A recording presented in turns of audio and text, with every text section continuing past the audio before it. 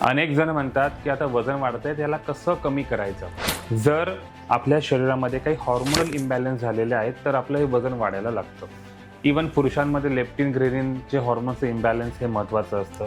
स्त्रियांमध्ये PCOD, thyroid असे काही डिसीज असतील त्याच्यामुळे सुद्धा हे वजन वाढायला लागतं. जर आपल्याला वजन कमी करायचं आहे, नियंत्रणात ठेवायचं तर आपल्याला आहारावरती थोडंसं लक्ष देणं गरजेचं आहे.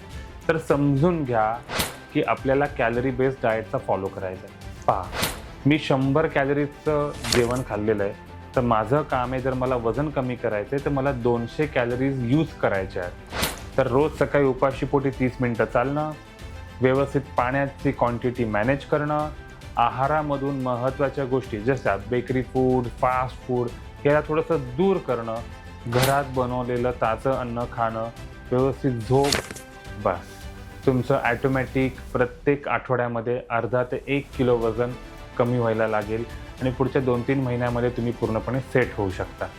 जर तुम्हाला वेट लॉस करायचं असेल तर खाली दिलेल्या नंबरवरती कॉन्टॅक्ट करा. मी तुम्हाला 100% याच्यामध्ये मदत करेल. थँक्यू.